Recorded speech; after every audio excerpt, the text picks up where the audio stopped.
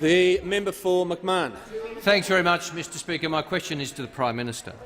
Earlier in question time, the Prime Minister called Labor's proposed laws to clean up the banks reckless, just like he called the very idea of a Royal Commission reckless as he was voting against it 26 times.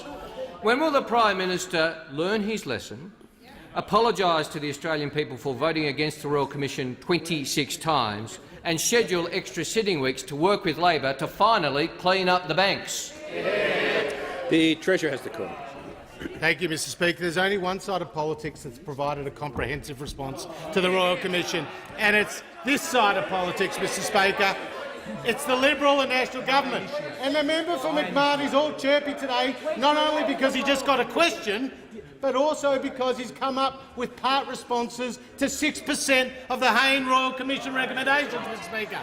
And conspicuously absent is their position on mortgage brokers, Mr Speaker. The 26,000 people that are employed in the 17,000 mortgage brokers across the country that the Labor Party are going to leave for dead, Mr Speaker. These are the people that the Labor Party want to ruin their business model.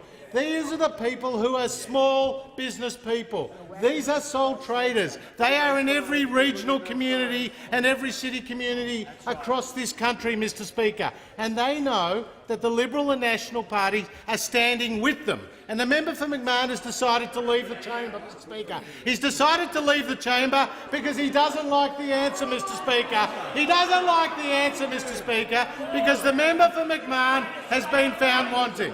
We on this side of the House have got on with responding to the Hayne Royal Commission.